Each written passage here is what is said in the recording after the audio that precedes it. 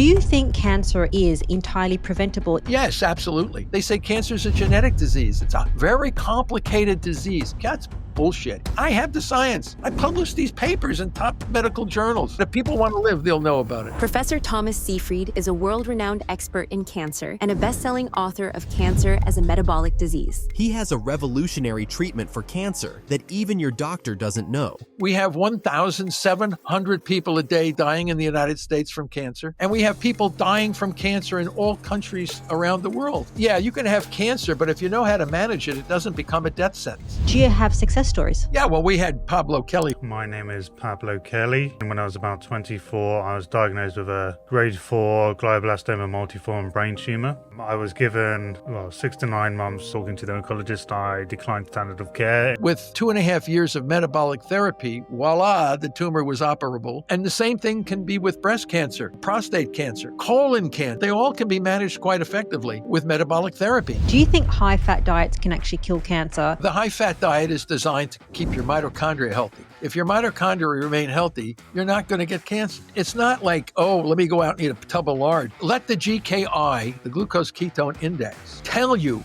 what you can and cannot eat. And we know we kill cancer cells when we have a GKI 2.0 and below. Wait till the world knows about this. Everybody's going to be jumping on metabolic therapy. Where are you going? This episode features Professor Thomas Seyfried, and we're discussing the new way to treat active cancer and even prevent it with a high-fat diet. Now, if you're learning from and enjoying these free episodes, please hit the subscribe button because we know that real food is medicine. And by the simple act of subscribing, you can help share the message to millions more people that need to hear the truth. And now for the episode with Professor Thomas Seyfried. Professor Seyfried, welcome. Well, thank you very much. It's nice to be here. When it comes to cancer, it puts the fear of impending death in most people's minds. Most people will think that if I get it, it's too late. There's nothing that I can do about it. But that is not true. So today, Professor Seyfried is going to share his 40 years of clinical experience and cancer research. We're going to talk about the true cause of cancer, why it's not genetic, and how to actually fix cancer with a high-fat diet. And that involves eating more bacon and more butter. So Professor Seyfried, my first question, if someone has just clicked on this video and they're thinking, how likely is it that I'm going to get cancer? How likely is it that someone's going to get cancer in their lifetime? Well, it depends on how they live their life. Some people never get cancer. Doesn't happen to everybody. I mean, we have a lot of centurions that are over 100 years old that have never gotten cancer.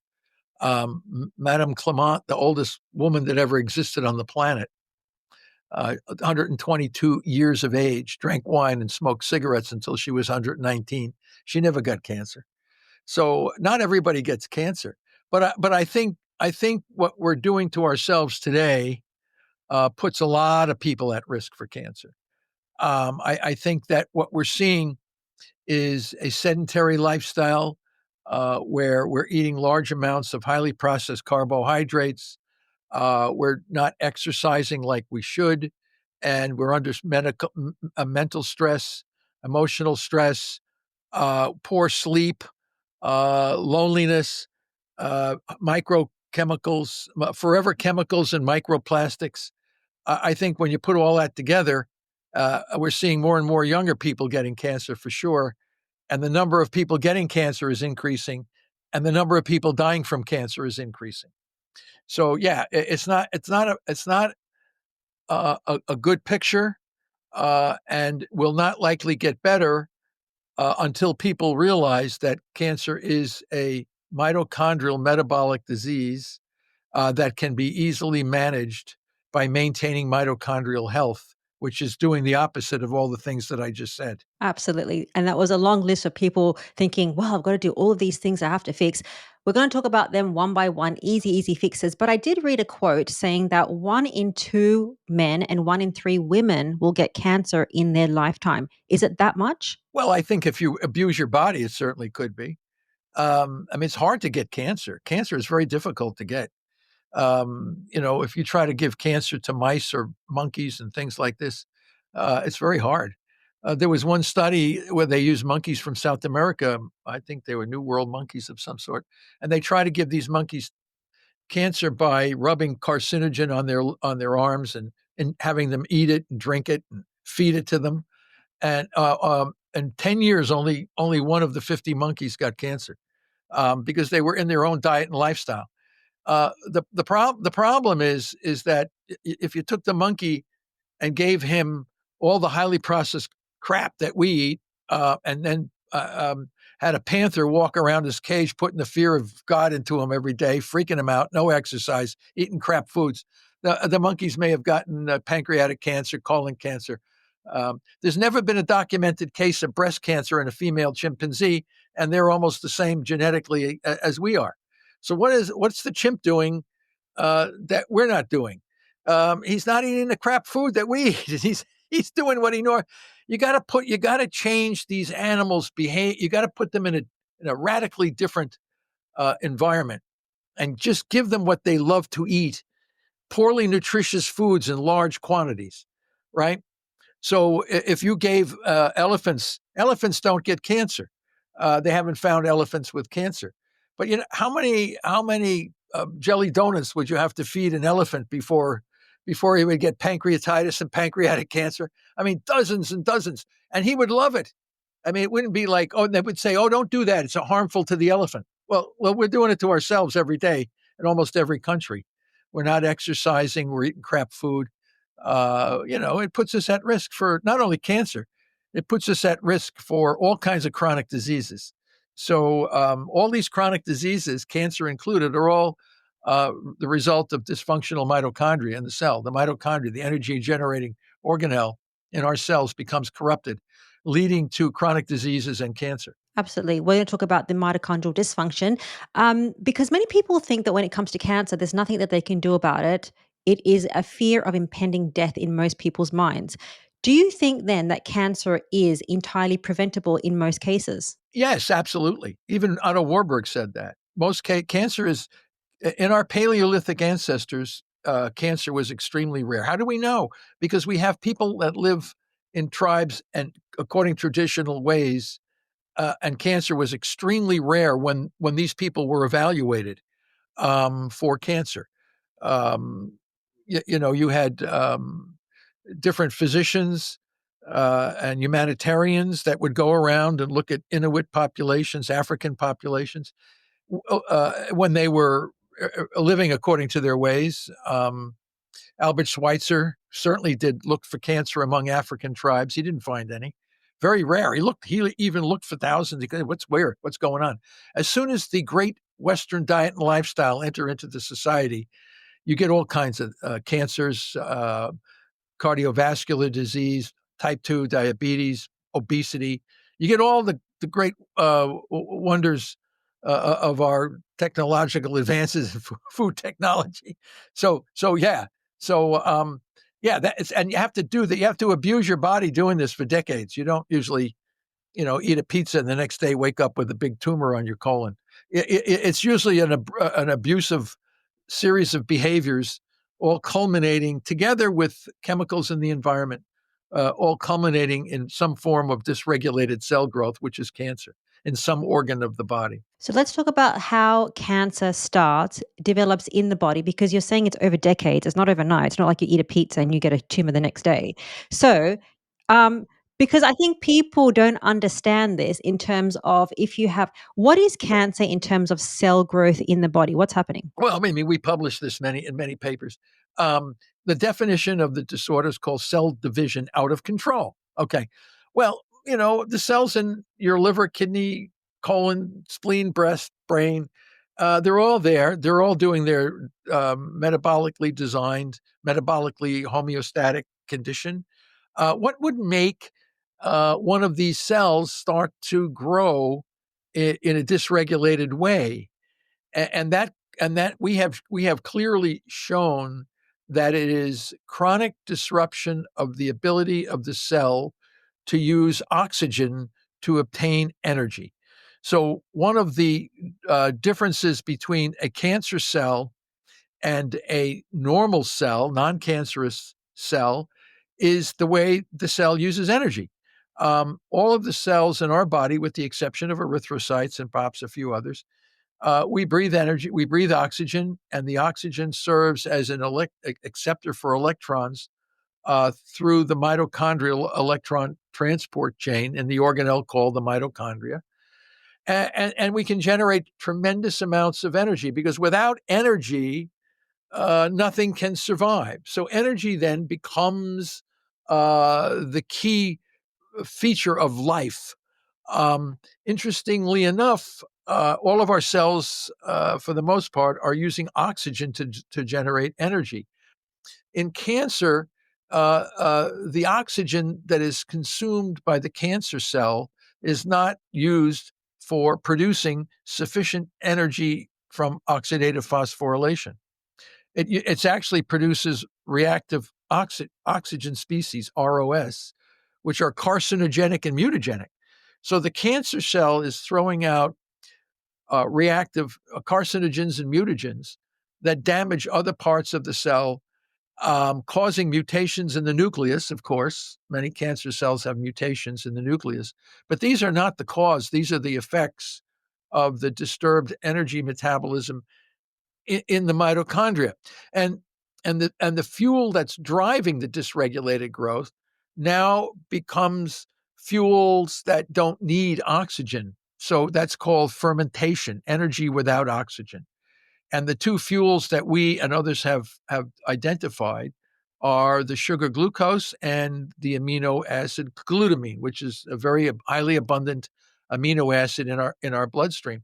Our big finding and discovery to clear up the mess was that this amino acid can also be fermented, can also generate energy in the absence of oxygen in the organelle, this mitochondria. So this was it's a big discovery, but a lot of people simply can't understand it yet, because they look at the mitochondria and they say, "Oh, look at all the ATP coming out of there. It's taking in oxygen and energy called ATP is coming out." And they say, "See, it's perfectly similar to a normal cell." But the issue is the normal cell is using the oxygen to make ATP. The cancer cell is using the oxygen to make carcinogens and mutagens, and they're using other fuels to ferment, which is energy without oxygen. And the waste products of fermentation are lactic acid and succinic acid, and the cancer cell is dumping those out, clearly telling us in no uncertain terms what it is doing to stay alive. So we know that, and they grow in the absence of oxygen. So clearly, cancer cells do not use oxygen where normal cells use oxygen. So that tells us the foundational difference between a cancer cell and a normal cell, and they can't grow without the glucose glutamine, and they can't switch to fatty acids or ketone bodies like normal cells can. So the whole cancer thing is extremely simple in how to kill cancer and manage cancer, to both prevent and manage it. So why does the field not know this, and why do they not act upon it? And there's a lot of reasons for that. And one of the reasons is they think cancer is a genetic disease. So they keep chasing mutations and hunting and trying to target mutations or the effects of mutations, which are mostly irrelevant. And as the result of chasing and targeting things that are not relevant to the disease, we have 1,700 people a day dying in the United States from cancer, which is 70 an hour. And we have people dying from cancer in all countries around the world in high numbers. And none of these people, none of these studies are targeting the glucose and glutamine to stop the proliferation of these dysregulated cells and transitioning the body to fatty acids and ketones while you're simultaneously targeting the fermentable fuels. You can go to any oncology clinic in the world and describe what I just said, and they look at you like a deer in the headlight. They have no clue. They've never heard what I said.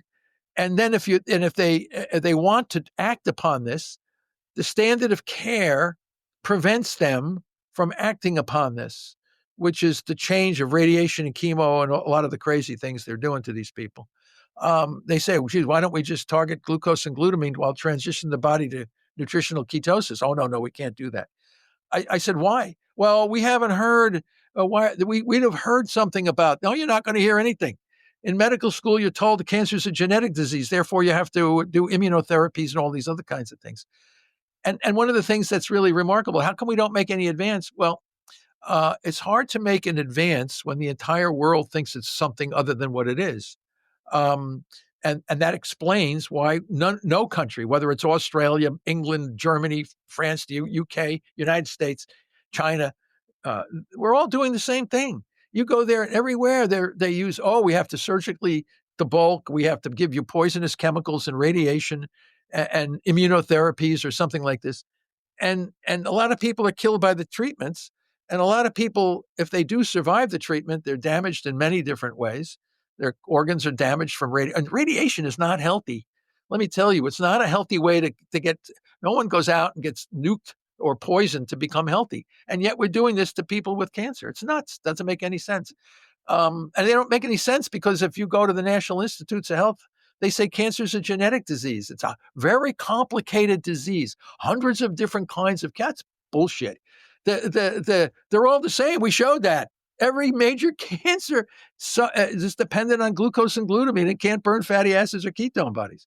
They're all the same. Colon, breast cancer, and they're all basically have the same metabolic problem. That was my next question. So when it comes to breast cancer, prostate cancer, brain cancer, are they all one in the same conditions? Yeah, they all have dysfunctional mitochondria and are dependent on a fermentation metabolism to grow.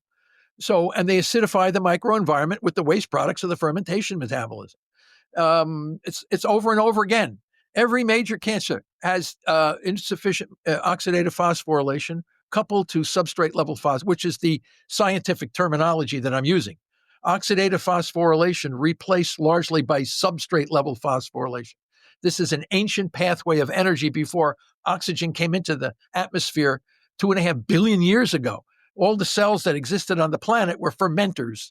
These cancer cells are simply falling back on these ancient pathways that are driven by glucose and glutamine to get energy. So we have clearly defined the fuels driving the dysregulated growth. And what you do is you target those fuels because the normal cells in the body can transition over to fatty acids and ketone bodies, and the tumor cells can't because their mitochondria are dysfunctional. How is that so complicated? But I might as well be speaking in hieroglyphics or drawing things because nobody can seem to understand it, except when the people start using this therapy to manage their cancer.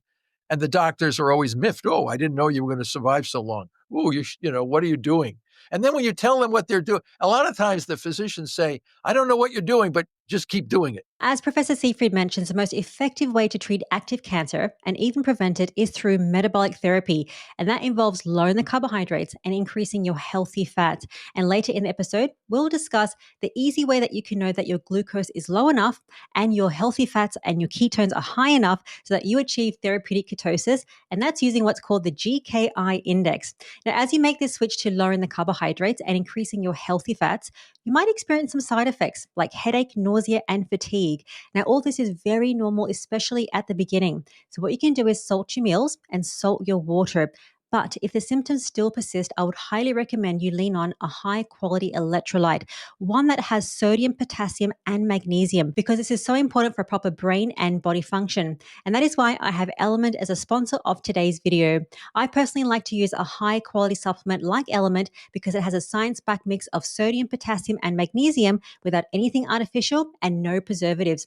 Now, Element has a wide variety of flavors to choose from, but I like the raw unflavored. I pop half a sachet in my morning coffee, and the other half I sprinkle it in my water during the day. And right now, Element is offering my viewers this free sample pack on every order. So you're going to get 8 single servings of Element to try for free. So if you want this, just head to drinkelement.com/the Primal Podcast. So do you have a success story? Because you mentioned one in Greece more recently around people doing, this is called metabolic therapy to treat cancer. Do you have success stories? Yeah, well, we had Pablo Kelly who passed away.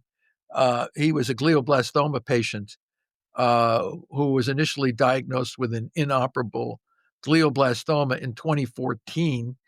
And he reached out to me, and he didn't want any surgery at first, radiation or chemo, just did metabolic therapy. And his tumor, well, they were surprised. It didn't grow very fast. It started to slow down. And then after 2.5 years, he had it cut out, debulked. And then he thought he was free of the cancer.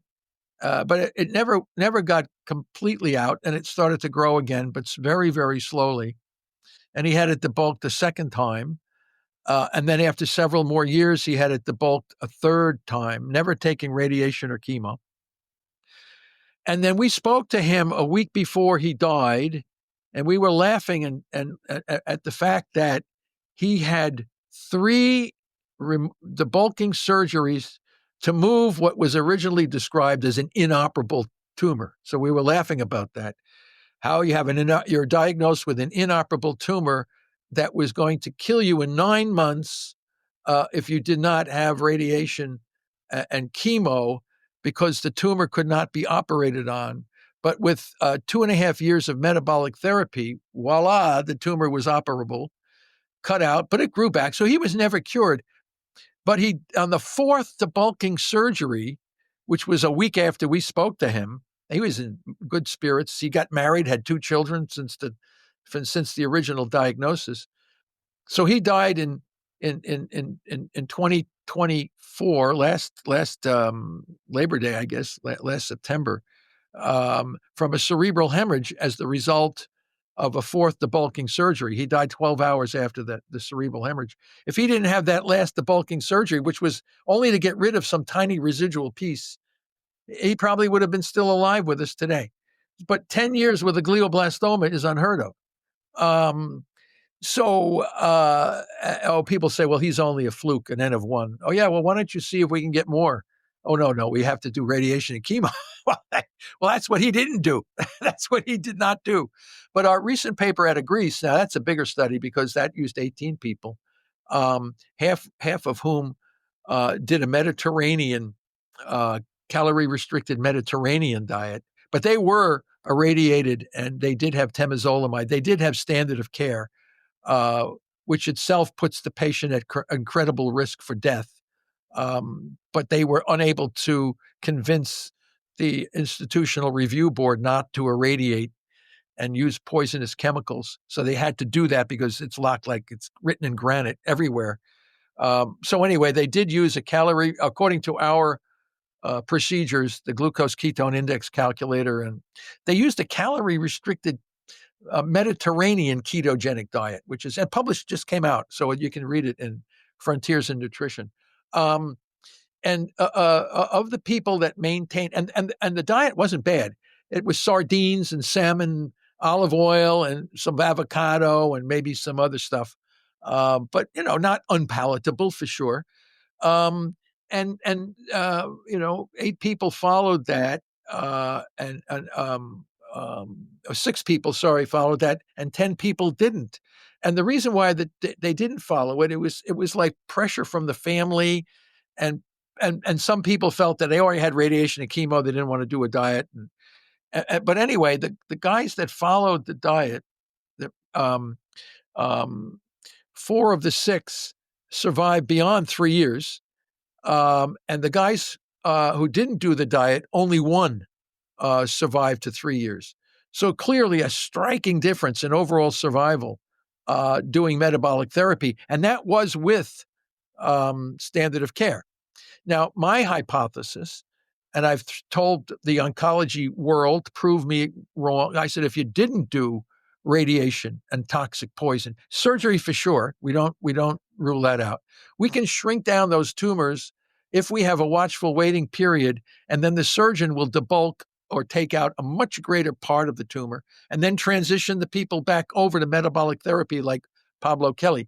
But now we know we can target glutamine with parasite medications, which makes it even more powerful. So we think we can keep cancer patients alive 2, 3, 4 times longer without toxicity. Brain cancer, glioblastoma patients, much, much longer at a much higher quality of life. But nobody wants to touch that with a 10-foot pole. They want to stick to the crazy stuff they've been doing for 100 years. We haven't made any advance in glioblastoma in 100 years. And we want to move them forward. We want to move it forward. But there's a lot of reasons why, and a lot of it has nothing to do with the science. The science tells us exactly what to do. The tumor cells are telling us exactly what they're doing to stay alive. And they're telling us that if we do this and that, we will kill them. But what the tumor cells are telling us seems to fall on the deaf ears of the establishment. They want to continue to do the stuff they've been doing for decades without any major advance. And we're saying, no, we can keep these guys alive a lot longer. And the same thing can be with breast cancer, prostate cancer, colon cancer. They all can be managed quite effectively with metabolic therapy. But what we do is we do horrible things to people. We poison and irradiate them to make them healthy. And a lot of times this doesn't work. And the new immunotherapies, Keytruda, Opdivo, Avastin, all these kinds of things, they're not working to a great extent. Yes, they are working on some people. I don't want to say that they're not working. You do get about 20% of people that do really well. Then you get 60% of people where doesn't do anything. But then there's a term called hyperprogressive disease, where the therapy will kill you before the cancer. It's called hyperprogressive disease. And you get about 16 to 20% of these folks. So, why would you treat anyone with a remote chance that it will kill you? But what's another thing which we're finding is if you do metabolic therapy, the standard of care can do better as well. So, and that's what the Greek study was telling us. But if we didn't do standard of care, or we used modified parts of the standard of care, we can keep people alive so much longer, especially when they're first diagnosed. A lot of people come to me after they've been brutalized by the system and say, I want to do metabolic therapy. Well, they're gaunt. They look like death warmed over. They're all bald. And I mean, man, it's tough to bring somebody back from that kind of abuse. But when you're first diagnosed, usually you're pretty healthy in a lot of cases. You're not so bad off. You do really remarkably well when you institute metabolic therapy up front. And then if you need radiation and chemo, you can always do that. Nobody's preventing you, but why would you do it up front and make yourself brutalized make your body unhealthy by poison and radiation are not healthy for the body? Because people, they don't know about this metabolic therapy. Well, they're learning. I can tell you right now, a lot of people know about it, but when they go to their professionals, even in Australia, I can tell you a lot of times, New Zealand, Australia, they get slapped down. They say, oh, there's no evidence to support. Wait, don't these people read? No, they don't read the scientific literature. And they either don't read it or don't understand it. They have to wait to be told. It's not like they have any ability to say, I want to do metabolic therapy. And then the system says, well, you can't do that. You must do standard of care.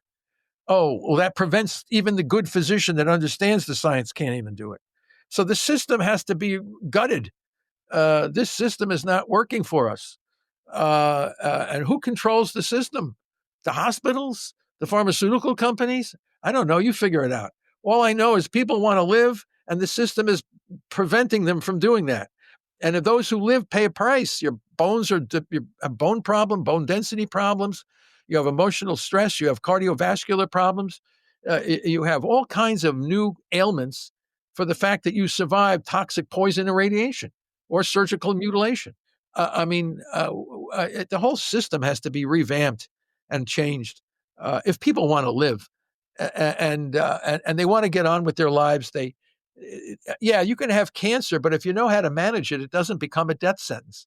You can take the fear and the anxiety out of this disease very easily. But that's not being conveyed. That information is not. I have the science. I publish these papers in top medical journals, and there it is, laid out in front of you. It's just, what am I going to do? Jam it down your throat? What do we do here? But if people want to live, they'll know about it. So do you think that the metabolic therapy can actually save people that have existing cancer, and it can prevent cancer entirely? Oh, absolutely, prevent. You can't get cancer if your mitochondria are healthy. Don't forget our Paleolithic ancestors. Now, who wants to go back and live in a cave, right? You want to go back and, eat, what do you guys eat down there? Koala bears and kangaroos and that kind of stuff? You got a koala bear running through your backyard. Oh, he's dinner tonight? It's not that bad here in Australia. Come on. It's actually, people think that about Australia, that we've got kangaroos just jumping outside our backyard, but you actually have to go to the outback to see the kangaroos. We then bring them in town, bring them on the streets of Sydney. Yeah. Wrestle them down. That's dinner for tonight, right? You think of the people that lived in Australia before the Irish came there and all these others. They were Aboriginal folks. What did they eat? How much cancer did those guys get? How much diabetes? How many morbidly obese Aboriginal folks did you ever see living in the outback and wherever? Um, when you look at those kinds of folks, they were lean, they were chiseled. They had a lot of exercise. They weren't eating. Now you take those same folks and give them the great Western diet and lifestyle, and they got cancer, diabetes, obesity. They got all the stuff that the rest of us have. So it's clearly diet and lifestyle. And the gene mutations that people say, oh, I got BRCA1. We have a big paper ready to launch.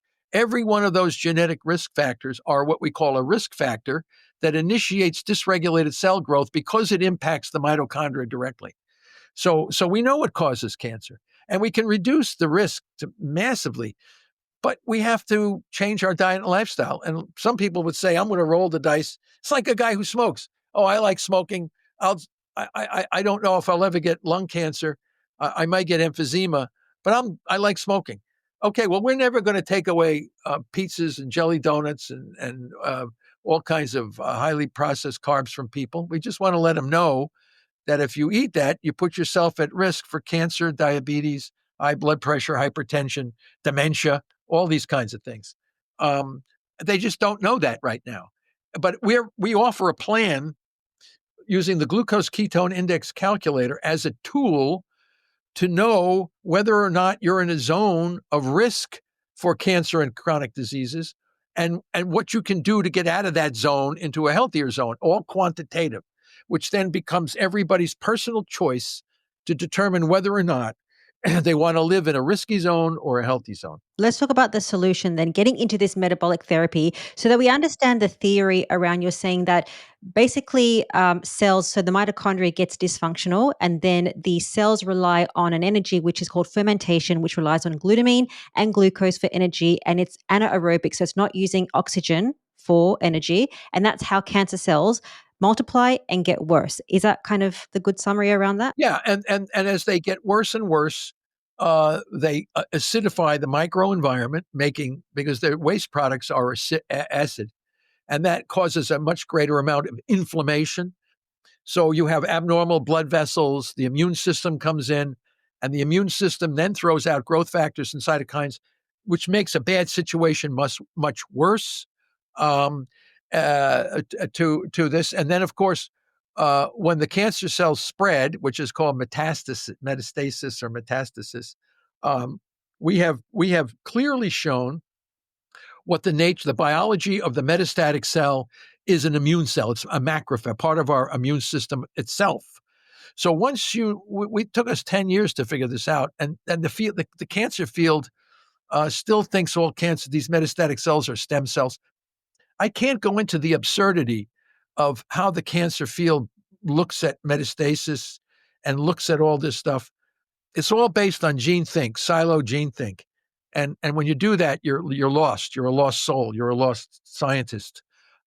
We have clearly shown that these metastatic cells are hybrid cells of macrophages, which is a very powerful cell in our body to kill bacteria. And they're already programmed to move through lymph nodes. They're already programmed to enter and exit the bloodstream. And we already know that they're highly glutamine dependent. So we know how to kill them. At the same time, we know that the immune cells, the normal immune cells, need and use the same fuel as the tumor cell. So you can't be too aggressive in knowing, yes, we'll kill a lot of tumor cells, but if we don't use the tool correctly, we'll damage our own immune system, preventing our immune system from picking up the dead corpses from the metabolic therapy. So I guess the difficulty, which makes it a little bit more complicated and not as simple as I've made it. To me, it's remarkably simple. But we have to be sure that people know biology, and they need to know the difference between the biology of an immune cell and the biology of a non-immune cell, and the biology of a cancer cell versus the biology of these different cells. So it's a biological problem, and it's how the cells get energy, what the biology of the cell is. And once you know that, this cancer problem becomes very manageable. So to simplify it in a way, it's targeting two things: glucose, which is what the cancer cells feed off, and then also a glutamine. I want to discuss both so that people, even at home, they can do things to prevent cancer with what they eat and their lifestyle, focusing on the glucose part. So we'll talk about the ketogenic diet and ketones and the GKI index in a second. But I want to ask you about glutamine, because that's a non-essential amino acid. So the body uses that. So how does that feed cancer? Well, that's an essential fuel for cancer. You can't grow without it. The glutamine is given nitrogen, so the glucose gives the carbons, and the glutamine gives carbons and nitrogen, and both of them give energy, ATP. So the glutamine is you can't grow and make new DNA and RNA and proteins without a nitrogen source. So the glutamine provides the cancer cell with the nitrogen source. And the cancer is taking in glucose in large amounts. And those are the carbons for making fatty acids and nucleic acids. So there's a huge, powerful synergy between the carbons from glucose and the carbons and nitrogen from glutamine. They are powerful synergistic fuels. So, but you can lower glucose with diet and lifestyle issues. But glutamine requires targeting. You can also lower some glutamine with great exercise. Exercise, which is another absolute necessity for managing cancer, is the exercise part. The exercise sucks the glucose out of the blood for the muscles, lowering blood sugar further, but also can lower glutamine. So, and then you come in with a small amount of glutamine targeting drugs, pulsing. That's why we developed the press pulse strategy. You can press glucose down, but you can't press glutamine because it's absolutely essential for our gut, our immune system, the urea cycles, and this kind of thing. So you really have to be strategic when you're targeting glutamine. You just can't choke hold glutamine because it's so essential for so many other things. So you pulse it. That's dosage, timing, and scheduling. You choke hold the glucose with the diet lifestyle, and you come in with parasite drugs and other drugs that will target the glutamine and the glucose together. And you exercise. You do a lot of exercise. Okay, what's the exercise that you would recommend to target the glutamine? I would say that most exercise, swimming, running, walking, depending on what age you are. You're not going to get a 90-year-old guy to run a marathon. But he can certainly walk around if he's still able to do that. Whereas younger people can be, doing more walking, weightlifting, and all this kind of stuff. Because the more activity you give your muscles, the more breathing you have, you make your mitochondria healthy. You're sucking the glucose and the glutamine out of the system, and then you come in with strategic targeting of these processes. And these cancer cells get hammered. They can't handle it. And then people say, oh, they're versatile. No, they're not versatile. We interrogated these damn cells. They are absolutely dependent on this fuel. And the reason why they look so hard, they look so great, because when you take radiation and toxic poisons, you free up the two fuels driving these cancer cells. So the fuels, what we're doing to the cancer patients are allowing the cells to have the very fuels they need to grow. So and that's why it's not effective for so many people. Yeah, you can keep these things at bay if you incinerate a whole region of your tissue with a radiation and poison somebody where they're vomiting and diarrhea, fatigue. I mean, this is causing stress on the tumor cell, but it's a stress on the body too. Ketogenic metabolic therapy makes the normal cells in your body super healthy because you're burning ketones. You're not allowing them to be poisoned. But the tumor cells can't make those switches. They're locked into a fermentation metabolism. This is unbelievable.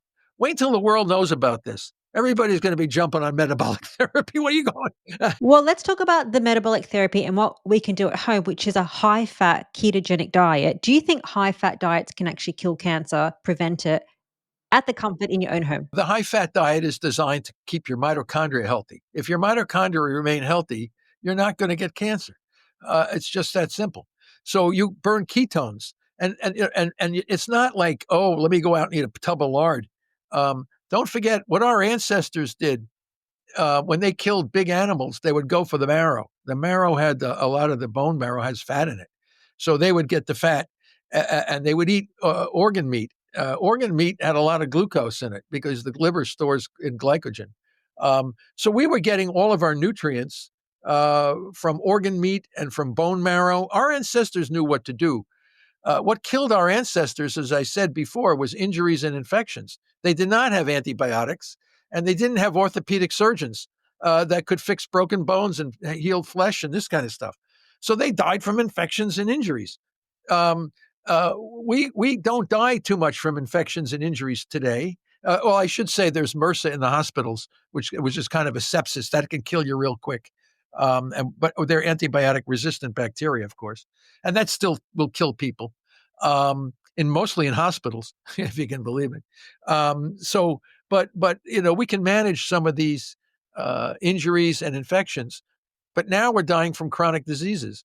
We're dying from type 2 the complications of diabetes, cancer, hypertension, high blood pressure, cardiovascular disease. These are all conditions of energy abuse, mitochondrial disturbance. In some cases, in order to get cancer, not only do you have to damage and abuse the mitochondria, you have to do it in a cell that is capable of upregulating the fermentation machinery to replace the oxygen from respiration. Otherwise, you can't get cancer. And the evidence for that comes from neurons in the brain and cardiac myocytes in healthy people. They rarely, if ever, get cancer because neurons cannot switch to fermentation, nor can cardiac myocytes. They can't switch. So you never see cancer in these kinds of cells. Whereas other cells, liver cells, colon cells, breast cells, these are all can be switched to fermentation. So it's very clear when you know the biology of what's going on. So can you explain the role of being in ketosis, and this is therapeutic ketosis, to not get cancer? Because it's not just about ketones, it's about therapeutic ketosis. Can you explain that, please? Yeah, well, therapeutic ketosis is when your blood sugar is down and your ketones are up. And our ancestors, our Paleolithic ancestors, were always in a semi-state of nutritional ketosis. They did not have highly processed carbohydrates in the environment. They're eating kangaroos and wallabies and those kinds of things, right? Whatever they ate there in Australia, and we killed buffaloes, and wherever we were, we ate what was available for us. Well, you're not going to get type 2 diabetes eating buffalo meat, right? Because we have a hormone called cholecystokinin, which suppresses appetite when fats come into the environment. But when you eat sugars, you suppress cholecystokinin. You keep eating and eating. Glucose is an addictive molecule. It makes you hungry even when you're not hungry. So it makes you eat even when you know you're full. You eat a great big meal of buffalo meat, and then somebody comes out with a cheesecake, and you're going to eat the cheesecake too, right? I mean, this is all based on physiology. But our ancestors didn't have this.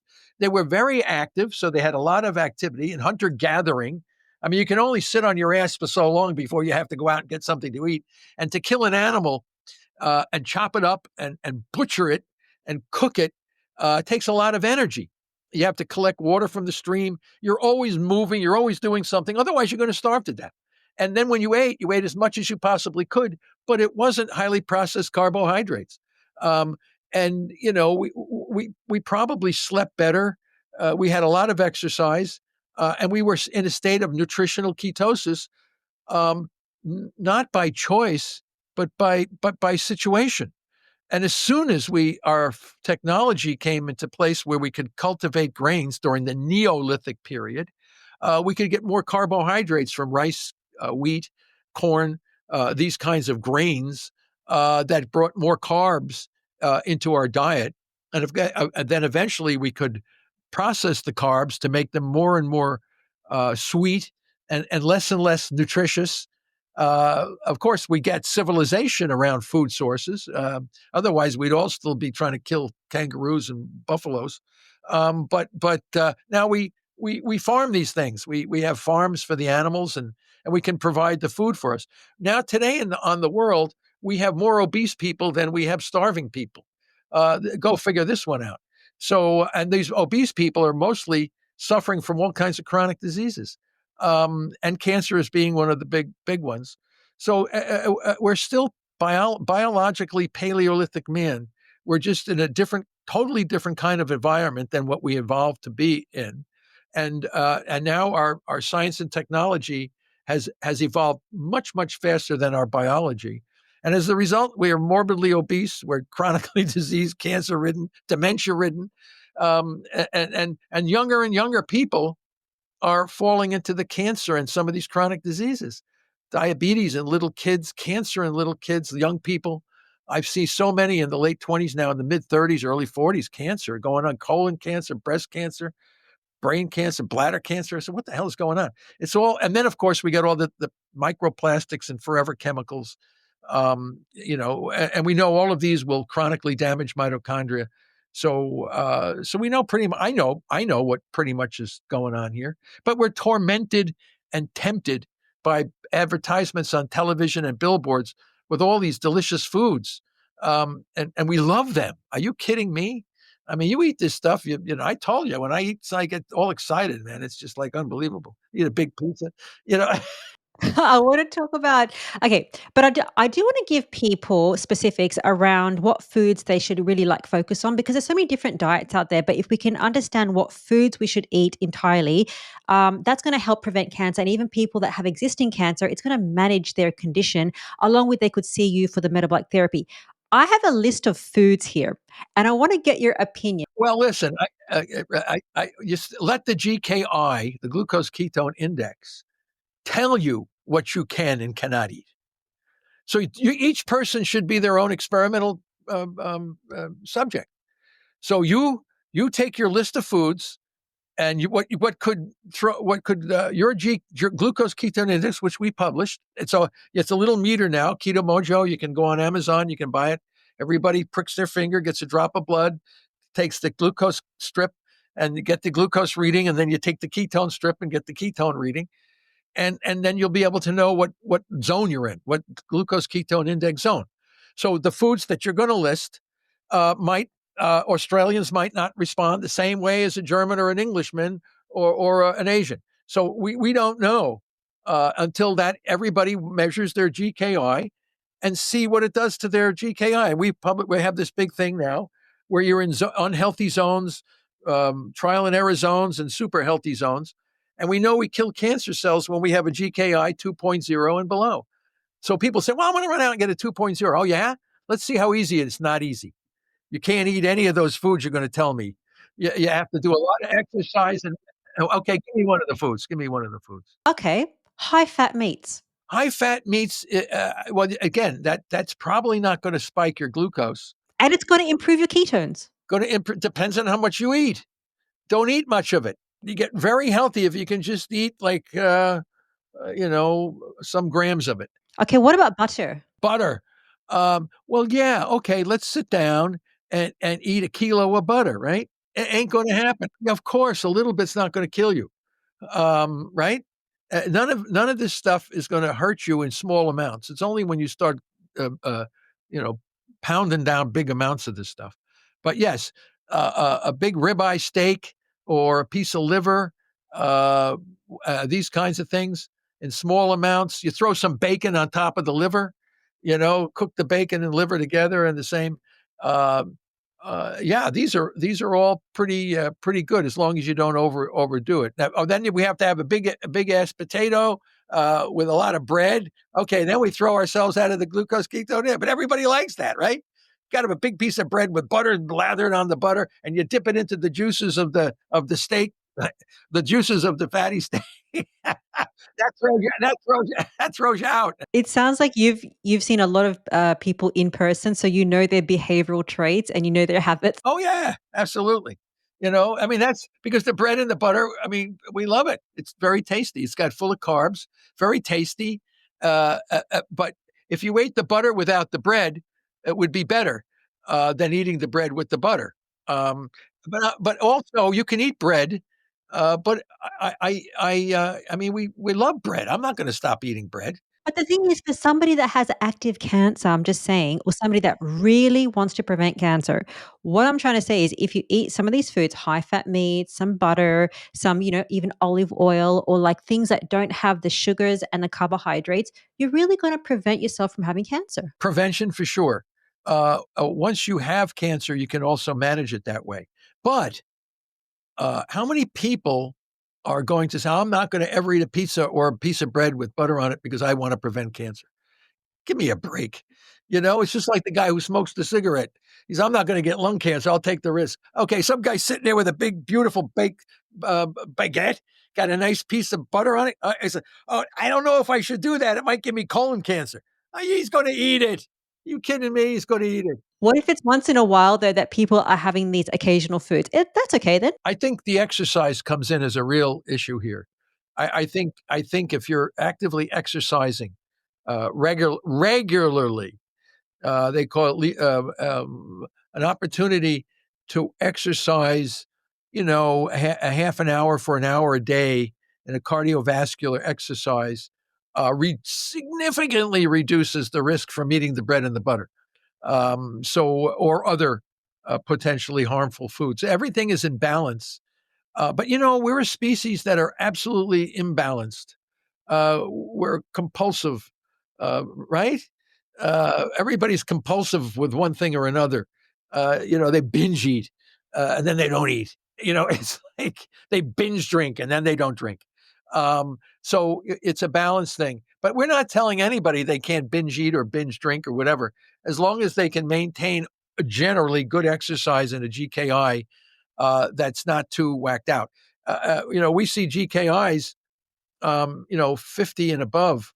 Sometimes we see really high GKIs, whereas you're like a diabetic with, 300 milligram per deciliter with almost no ketones. I mean, his GKI is like 800, something like this. So we'll do the calculation. I'd have to sit here and do the calculation. You have to convert the glucose to millimolar, and you divide it by 18. So you'd have to divide 300 by 18, and then let me see. So you'd have 300. That would be 300 milligram per deciliter, which is pretty high. That's like a diabetic, right? Divided by 1.8 equals. So that's 16 by 6. That's what is 16 millimolar divided by 0.01. Okay, that gives you a GKI of 1,600 GKI. And to kill cancer cells, you need 2.0 below. So you can get an idea of how whacked out your GKI can be in these very unhealthy states. So we're saying anything above 50 it becomes on a regular basis, not on occasional. Because if we're in a healthy zone and we're going to go out and eat the big cheesecake with chocolate syrup on it, or a deep fried Twinkie with powdered sugar on it, you're going to spike your GKI, but it's only going to be there for a short period of time before you can level back down. But the poor diabetic who has 300 milligram per deciliter with zero ketones in his body, his GKI is going to be really, really high, very unhealthy. And then you see, he has what else does he have behind diabetes? Oh, he's morbidly obese. Oh, he's got high blood pressure. Oh, well, of course, you're putting it all together now. And then you say, well, look, what's my GKI? Well, it's like 500 or 600. Well, that tells you why you're in that zone. You shouldn't be in that zone. So what the GKI is a hard quantitative measure to allow a person, any person in any culture, any religion, any gender, to know whether or not they choose to stay in an unhealthy zone or choose to enter into these healthy zones. And then they can personally determine how long they want to maintain these zones. But the issue is they don't. Right now, there is no quantitative biomarker tool that can do that except the glucose ketone index. And that's going to be the tool that people in the world will use to determine whether or not they're in various kinds of zones of health, or zones that will put them at risk for chronic disease and cancer. It's pretty easy as well, because you can use the Ketomojo, and you mentioned that they put a button on there to test the GKI index. Is that right? Yeah. So it's just the ratio of blood sugar to ketones. The problem is the meters read sugar in milligrams per deciliter, and that has to be converted to millimolar. So the Mojo does it all for you. You have a little strip of, now here's the situation. Right now you have to take a drop of blood from the tip of your finger, and you get, okay, that gives you the glucose. You put it in the meter, it reads the glucose.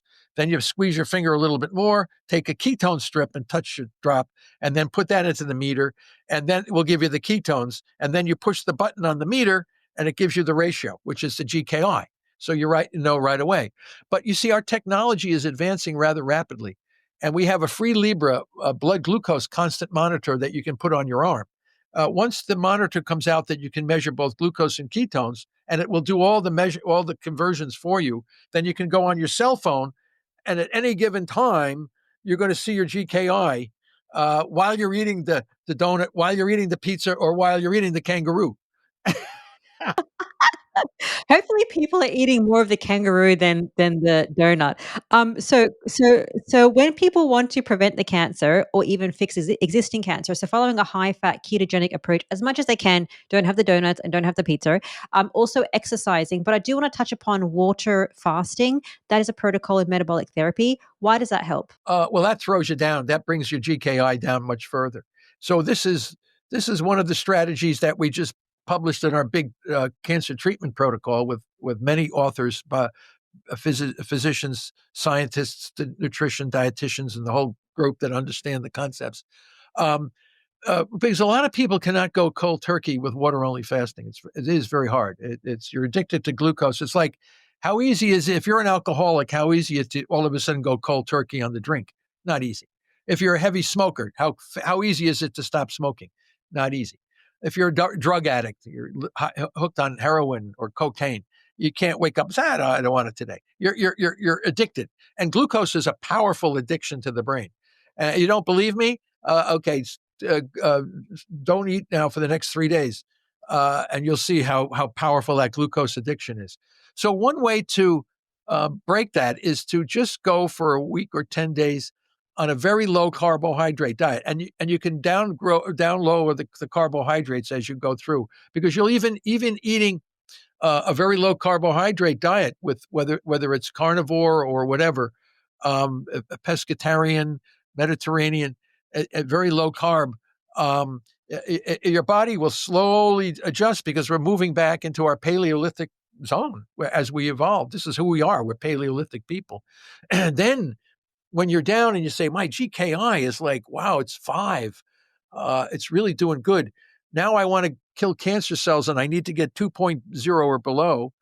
Then you do water-only fasting, and you jump into water-only fasting. And now the body has already acclimated itself to approach this special zone. Then when you're in water-only fasting, your GKI will get below 2, sometimes below 1.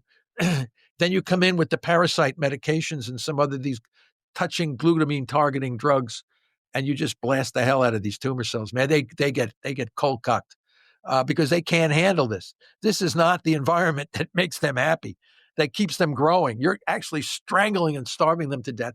But the rest of the body is getting healthy, burning the ketones and fatty acids. It's just we evolved to burn ketones and fatty acids. The brain can switch from glucose to not fatty acids. The brain switches to ketones. But the muscles can burn fatty acids. The heart can burn fatty acids. The liver will take the fatty acids and make ketone bodies out of it. This is who we are. We're just going back to our Paleolithic period by knowing what to do and how to do it. But now we have a quantitative measure to allow us to know to do this. So it's not a mystery. So people say, oh, I'm on ketosis. How did you measure your GK? No. Well, how do you know? Well, I'm guessing. Well, You shouldn't guess. Even the urine strips are not accurate. no, they're not, because if you take a little, if you're in good ketosis and you take a little bit of carb, you start peeing out your ketones. You look on the strip and say, wow, look at the ketosis I'm in. And you get misinformation. It's blood. You got to do it in the blood. And once we have all these technologies at our hands, oh yeah, we're going to drop we're never going to get rid of cancer. We're never going to get rid of chronic diseases. But at least we have the choice and the know-how now to determine whether or not I'm at risk. I've been in a risky environment, and some people don't care. There's always the guy who doesn't care, and that's what we found with with our Greek study with the brain cancer. Some people said, "Well, I had radiation, chemo, and I had all this stuff, and I think that should be good enough, and I don't need to do any keto." Well, he's dead. He didn't make it. Some of those guys didn't. The ones who didn't hang on, they all died early, just like most of the people. But the guys that ate the salmon and the olive oils they lasted over 3 years. Let's give me a break. One guy's out 20 months. Pablo was out 10 years. 122 months, dying from a cerebral hemorrhage. But it shows you this works. This can work. People just need to know what to do and how to do it, and be helped by a knowledgeable physician, somebody that will give them a pat on the back and say, good going, and then we can give you a little bit of this and a little bit of that, keep you on that plane, and we can manage you and bring you out of this state of unhealth. But they're not getting that. They're being told, oh, this is nuts. No evidence to support this. So there's a lot of misinformation. And then you get all the guys that are saying, oh, this supplement, that supplement, oh, do this and do that. These guys don't know anything. They're not the ones in the lab. So do you think that any supplements work for cancer or they don't? I know I'm not against supplements that have no function because it makes you feel good. It's a placebo thing. But some of these supplements can actually make a bad situation worse by some guy saying something. I don't want to go through like what supplement is good and what's not good. But, these guys are charlatans, quacks. But, on the other hand, you take a sick person and irradiate it and poison them. I mean, that's also quackery in my mind. It's just substantiated by the system. I mean, in 100 years, we're going to look back and say, what the hell did we do to these poor people? Why did we brutalize them like this? Didn't we know that you could get the job done without having to do this? But it's going to take a while for the system to adjust and the people to understand. And we just keep publishing the papers. And more trials will come out and GKRs will be used and people will know what to do and how to do it. It's just that simple. Okay, last question for you. You mentioned that people like to eat the bread, the pizza, and all the rest of it. What do you think is the worst food or foods that cause cancer? Well, I don't want to say cause cancer. I want to say put you at risk for mitochondrial dysfunction. That's the key. What causes cancer? Mitochondrial oxphos insufficiency coupled to a substrate level phosphorylation. Whether you get that from a viral infection, from radiation, from poor sleep, from carcinogens, all of those things. Now, if you have cancer and you eat foods that are loaded with highly processed carbs, you're going to make the cancer cells are going to love it. They're going to grow faster. We did one of the first studies in mice where we showed that you could actually accelerate or reduce the speed of dysregulated cell growth, directly measuring blood sugar. So the higher the sugar, the faster the cancer cells grow. And this now has been shown for colon, breast cancer humans. You want to get your cancer to grow fast, you got to get your blood sugar up. You really have to work hard. Now, if that means you eat pizzas and donuts every night and chocolate bars and ice cream, whatever has the highest level of highly processed carbs will make your cancer grow fast. And this has already been shown in the clinic. Those folks that have higher blood sugar levels don't live as long as the people who have lower blood sugars. So we know that reducing your blood sugar, and doesn't make any sense because some of these cancer patients they have fatigue, nausea, vomiting, diarrhea. They're losing weight because they've been poisoned and irradiated. So we call that pathological weight loss. So in order to gain the weight, they give you Ensure and donuts and pizzas and they give you all this. This is nuts. This is nuts. What are these people doing? Oh, we have to keep the weight on. Well, why did he lose weight? Oh, because we poisoned the guy. Well, who doesn't lose weight when you're poisoned? Go and take some of the chemo. You want to lose weight? Take chemo. Vomiting, diarrhea, fatigue, nausea. You can't gain weight when you have this kind of a feeling. So we're going to give you now sugary diet foods to gain your weight back. This is nuts. This is crazy, man. This is like nuts. People will come to know in the years. They say, whoa, man, who are the crazy people doing this stuff? So all we have to do is target the glucose and glutamine and transition the body to nutritional ketosis. And you can hammer these tumor cells without going bald, without having your gums bleeding, without sitting on the toilet all day long, without can't get out of bed because you feel so bad. You don't have to have any of this stuff. What do you think about early tests to test for cancer? Is that valid? Is that good? Like mammograms? Because they talk about the risk associated with the radiation of all these early screening. Yeah, well, I don't know about that. They always say, colon cancer. We got to have colonoscopies and all this stuff. Colon cancer is increasing all the time, even if you have colonoscopy. I don't know what's going on with that stuff. All I know is it's really hard to get cancer if you have a low GKI. And if you are detected to have cancer, I'm not telling I'm not a physician. I can't tell anybody what to do or what not to do. All I can do is share the scientific information with them. But I would never use a biopsy or any of this stuff because you run the risk of spreading the tumor cells around the body. I would like to know what non-invasive imaging technology could you use to say you have a lesion that looks like it could be cancer, but we can't know until we do a biopsy. Well, let's just assume it is without doing the biopsy, and let's just hammer the hell out of it using metabolic therapy and then see what happens to it. Okay. Oh, wow, it shrunk. In some cases, it might go away. Well, why would you stick something that's no longer there? And then if it doesn't go away, well, why don't we consider a surgical procedure to see if we can just get rid of it? Or a dose of radiation in an area of the body which is very hard to surgically get to, but it's now shrunken. It's not the same as it was when it was first detected. Now, we may be able to use radiation as a curative procedure, surgery as a curative procedure, and we may not need to use much chemo. And if we had to use chemo, we might use just a tiny bit of it just to see if we can kill a few cells off. Or immunotherapy after the tumor is shrunk and there's only a few we might come in with a small dose of immunotherapy. So again, we have all the tools needed right now to manage cancer effectively if we know how to use them in terms of what the nature of the biology of the problem is.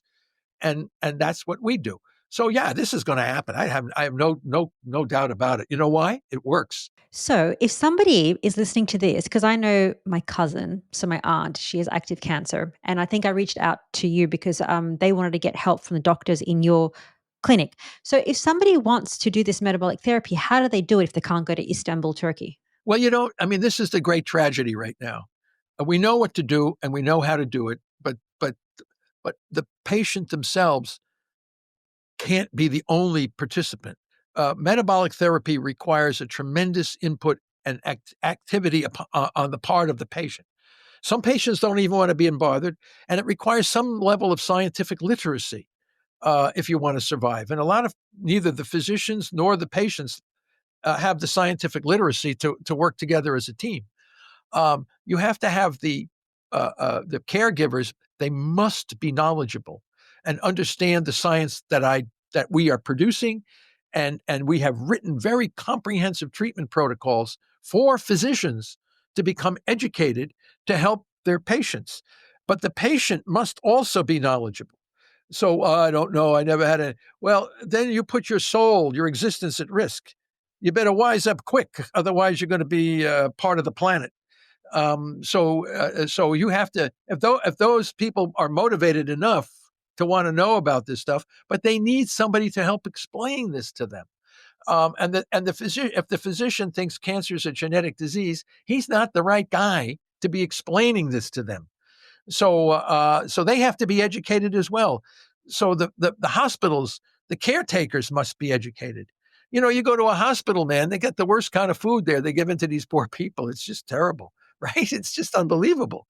So, and the nutritionists are giving you Ensure and candy to make your weight gain in the hospital. It's like, what's going on? Because we've lost an understanding of who we are as a species, where we came from, where did our biology come from? How did we evolve? How did we become who we are today? And it all goes back to biochemistry, evolutionary biology, and then we can manage these diseases. We shouldn't allow ignorance to stand in our way because we can do it. And people just have to be shown what to do and how to do it. And that's what's going to happen. And they can do this at home, like even if you want to prevent it with the GKI index, it's really, really easy. People just need to take a bit of action. Yeah, but you have to realize that as an impulsive species, we can sometimes overdo things and put ourselves at risk, going overboard on some of these things, thereby throwing you out of a healthy zone, thinking you're doing good when you're not, or pounding down a supplement that somebody told you is good and it's not working.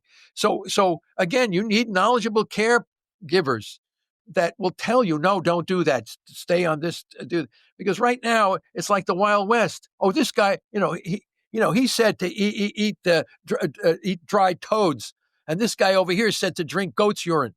And oh yeah, I'm going to drink goat's urine now. Get rid of it's true. I have papers showing this stuff. Yeah, people have no scientific literacy. A lot of them are functionally illiterate. You've got to work with the masses to help educate them, and the physicians that are treating them.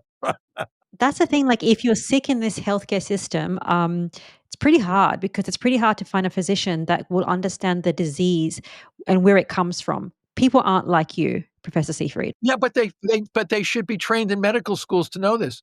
And when they go to the no, they're told it's a genetic disease. I know, but, like, even when people have a blood test done and you go see a traditional doctor and they'll just, because I do a ketogenic diet, the number one thing that they're gonna say is my B12 is too high, cholesterol is too high. I'm just like, "Are you kidding? Can we, like, get over this LDL and cholesterol and all these different things?" They don't get it. Well, we used in the mice, we found it's triglycerides, is the key. My triglycerides are so low. That's the thing. You're not 400 pounds, your eyes squeezed shut, with a GKI of 500. You need a wheelchair to get around. You're not unhealthy. Okay, the guy sitting in the wheelchair at 45 years old, weighing 400 pounds, with a GKI of 600. Now he's not healthy. But that's what we're seeing all over the world. We're starting to see this, and then you pound them full of pills. Take this, and then rather than, and now we have all these weight loss things. What is it? Opdivo, Jardiance, and all this, and nobody knows what the hell's going to happen to people taking that stuff for 12 or 14 years. All of a sudden, your body is completely different. Get off the pills, and all of a sudden, everything explodes back at you again. You know, but that's the quick and easy way. That's who we are as well. We don't want any inconvenience or discomfort. We just want a quick fix, a pill. I take this pill. So I said with ketogenic metabolic therapy, yeah, take this pill with a cup of water twice a day, and that's all you take. This tiny little pill with a cup of water for 3 weeks, no food. All of a sudden, wow, that pill really works, doesn't it? But it's hard. Professor Seyfried, thank you so much for your time. I mean, I think the more and more that you do this, more and more people are hearing about the metabolic therapy, and it's going to change. Things change over time. It takes about a few decades, but it's going to change. I know it takes two, but the sad thing is we have to sacrifice all these poor folks. In the United States is 1,700 a day, 70 an hour, dying from cancer. So that's the tragedy. It doesn't have to be this way. Until the system changes, we're not going to make any major advances. So people should know that. Once they realize it's a mitochondrial metabolic disease, we're going to drop the death rate precipitously, quite effectively. And yeah, it might take 5 or 7 years or something like this, but it'll happen. No question about it. It's going to happen. Well, thank you so much for your time. I'm sure that we're going to see you very, very soon. Keep doing your amazing work. Oh, thank you very much. Nice to be here. Thank you for joining me today on this episode with Professor Thomas Seyfried. If you'd like to know more information about metabolic therapy, simply go to the description of this episode, click on How to Prevent Cancer, open that up, and you'll see all the information there about metabolic therapy. If you're learning from and enjoying these free episodes, please hit the subscribe button. You can also find me on other social media accounts. I'm on Instagram and on X under the name of the Primal Podcast. Now, if you love this episode, you'll enjoy another episode I did with Dr. Philip Ovadia. We spoke about everything the heart, how to fix your heart and prevent heart disease. We spoke about why red meat is so important, why you should not worry about cholesterol and LDL, and why your LDL can increase on a carnivore diet. Finally, thank you for your interest in root cause healing, and I'll see you next week.